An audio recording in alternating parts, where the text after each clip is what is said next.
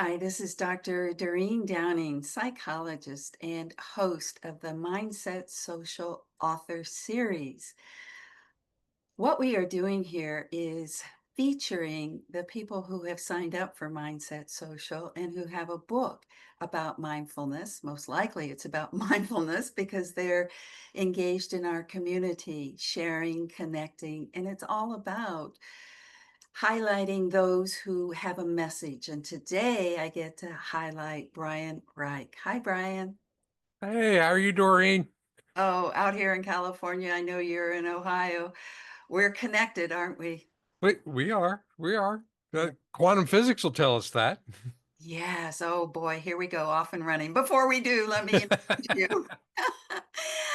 Short bio here. Brian Reich is a former senior executive who spent decades in the manufacturing world, juggling deadlines, managing high stakes operations, and collecting stress like it was a hobby. By December 2019, he was 70 pounds overweight, battling chronic health issues, and asking a life changing question. Is this really the story I want to keep on living? Ooh, and that question flipped the script.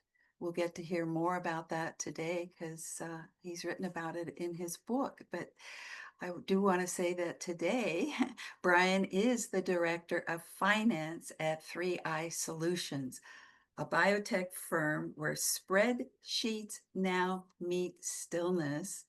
He's also a certified meditation facilitator, wellness teacher, and author of Life in Motion, Embrace the Now, Thrive Freely, a short, impactful guide that invites readers to reimagine their lives through simplicity, awareness, and presence. His blog, Just Breathe, The Unscripted Mind, continues this conversation, offering reflections and reminders that peace is possible even in the middle of real life. And Brian also leads wellness classes and meditation, Tai Chi, Qigong, and sound therapy, helping others question their autopilot and reconnect to what matters. He's not a guru selling a system and definitely not floating away in robes, he says. And he's a finance guy with a sound bowl and an Apple Watch, and somehow it all works. And his motto, That's a just mouthful. well, I was taking the last thing though. His motto, this is your model, yes. And that's why I'm going to do that now, is just breathe. And I'm going to take that breath, that full breath,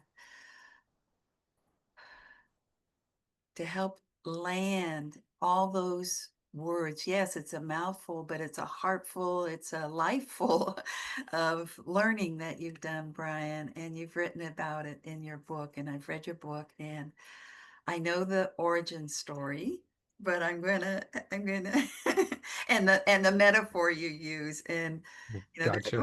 there's part of me that feels like I've been a good student. I want to tell everybody what the what Yeah. what the metaphor you're using is. But I'd like to have you start by telling what is the origin story of this book. I mean, I know you talked about the kind of lifestyle that you found yourself in and flipped the script, but in the book itself, you talk about it as something that we can all more relate to. Just so say whatever you want about the origin of this book. Yeah, I mean that's you talked about a lot of it and summed a lot of it up. But yeah, I had some health issues going on back in 2019. Um, couldn't pass a stress test and my echocardiogram and my EKG and sugar issues and cholesterol and I was a train wreck and didn't know it. I was, I was 54 at the time, and now I worked hard and I played hard. I had fun, but um, it caught up with me, and I hate. Mhm. Uh, I'm a person. I have a really hard time with doctors and hospitals and dentists, and that's a whole long story that we don't have time for. But when I found myself on an operating table undergoing a heart cath to see what was going on, I um I told myself right there and then I was going to make some changes. Wow. I said, just get me through this, everything be okay. And, I came out of that heart cath and the doctor said, well, you have a 5% blockage. I'm like, yeah, he goes, that's normal for a 54-year-old person. He goes, your heart looks fine. Well, something wasn't right, right? Because I had, long story short, I decided I did what anybody did. I changed my diet and I started to exercise. I finally adopted sleep. And those are the three things I did, and I call it my fourth pillar. Uh, I didn't bring it all together until I tied in the cognitive piece, the mental wellness, the mindfulness, the meditation, the uh-huh. once I put that fourth piece in place, everything started to flow. Wow. Everything, What woke you up to meditation, though? but believe it or not, it was my wife. She's like, she was going through the same thing. I started my adventure a little sooner than she did. And then she joined in. She's like, hey, we should try this meditation thing. I'm like, yeah, okay. Tried it and I hated it and Uh-huh. I hated it, but I kept going and I kept trying and now love it. Oh, So it was yeah. my wife that got me going. And, that led to some mindfulness and some awareness. And I just kept going down these rabbit holes. And the thing though that frustrated me the most, and the reason why I wrote this book the way that I did, is that there's so much information out there. There's so much coming at you, and you can read books that are 2 inches thick and 1 inch thick, and you can go to seminars and you can talk to doctors and you can go to the internet. I Yeah, have those books, right, the thick ones. right, Right, right. But that's why I enjoyed yours because right. it was so simple. Well, that was what I was trying to get at, and I was telling you before we started the podcast, I'm just a simple boy from Ohio. I like a thick steak, medium rare, and a good glass of bourbon. And I'm simple, and I like football, and I like sports, and Yes. I looked at all this stuff, and I'm like, it's got to be simpler. There's got to be an easy way to explain to people in my situation, in my genre, whatever you want, that that would resonate with them, and they could look and go, "Oh, I get it. I get mindfulness now." I Yes. I read these first three chapters, like, "Oh, I get it," and that's what I was hoping to get at. Yes. And Yes. You did. and for those of you, we're talking right, and what I did is I tied mindfulness to sports. Yes. I didn't pick a specific sport. I didn't want to do that because everybody's into something else. So I stayed kind of general. And basically what it does is talks about being in the game. Yeah. And then it talks about stepping out of that game and maybe going to the sidelines where Mhm. you're still in the game, but you're not in the game. That's when awareness starts kicking in. And once that kicks in, then you can maybe take another step back and crawl into maybe the first row of the bleachers, and then the second row, and the third row. And the higher up you go, the more you realize that everything that we're doing, every script that runs through our head is all part of this big game. And through awareness, through mindfulness, you can start recognizing those scripts. You can start recognizing those, we're going to call them plays if we're talking about sports, and start to decide what's true, what's not true. Stuff that was true 10 years ago may not be true today. Stuff that was true 60 years ago may not have been true back then, but you're still running that script. And Mhm. I'm just trying to figure out a way for people to, a simple way to look at stuff and go, oh, I get it. Uh-huh. Yeah. And it was originally just going to be an essay, 2 or 3 long. And then it grew. I'm like, oh, well, if I'm telling people this, then I should give them some simple tools. And the tools I put in there are unbelievably basic, but incredibly powerful. And the stuff I put in there is a lot of it is science based, Uh-huh. right? The earthing Right. and grounding and meditation. Yeah. Before we get in, I really want earthing to come up today before we get off. But before I get into some of the techniques, I just want people to really get what you that metaphor, which is so visual and so kinesthetic. I've been on a field, I've been on the sidelines, I've been in the spectator seats, and I just love this whole sense of knowing myself in the moment, but also beginning to be more aware. But then the expansiveness that you talk about, that it's not just me in this world. I'm part Right. of something bigger and it's all happening at once. But I have to be definitely connected to myself down there on the field. Otherwise, I can't, uh, Abs- I don't want to say perform, but live Absolutely. a life that is or am I just going to be kicked around? Or, I mean, I just think all of your metaphors are wonderful. There Well, was thank you. what you said about sports, about the sideline and the shift in perspective, I think is very, very what we're talking about today is we're only trapped in our own, but what you're doing in your book, and this is about thriving, what you're doing in your book is giving us more breath, I think, with this expansive idea. And your blog, Just Breathe, just, Right. I mean, if you want to give a technique, we don't need to talk about anything else but breathe. But I, I'm with, yeah, I say I'm a firm believer in the breath. It returns you to the present. It gets you focused and wow. And it's free. I don't need a course. I don't need a seminar. I don't need anything. I just need to take a minute, take a couple breaths and recenter. And if people would do that, they would quickly realize that shift that it brings about. yeah, but you say recenter. Sh- I know what that means. And I think you're saying for the people you were reaching or wanting to reach, do they know what's centered Yeah. means? Yeah. Yeah. Yeah. That's a good point. So throughout our day, throughout our lives, we're constantly either looking at the future or we're looking at the past.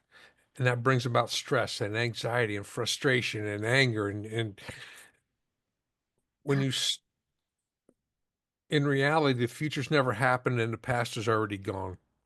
So by taking a breath, you kind of bring yourself back to the center of both of those, back to the present, back to the here and the now.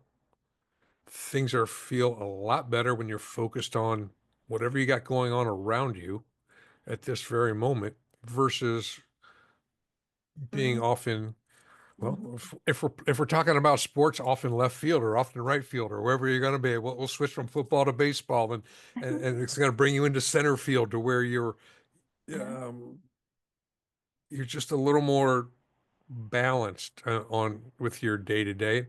You know what? It takes, and I tell people it takes a couple minutes throughout your day.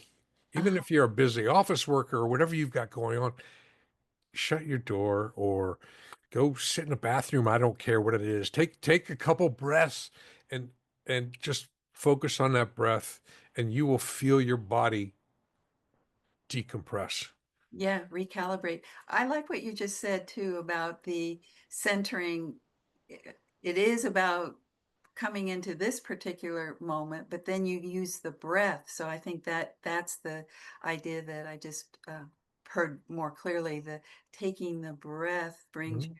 and following the breath perhaps down or Yep. feeling it come into your nose so that there's more Yep. of the self-awareness.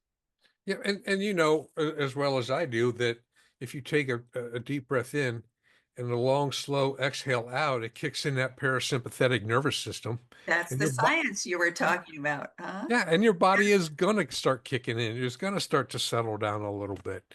The Mhm. more you do that, the more you practice that, the more you realize that you get to take control, and the situation doesn't take control. That Right. autopilot gets shut off. Mhm.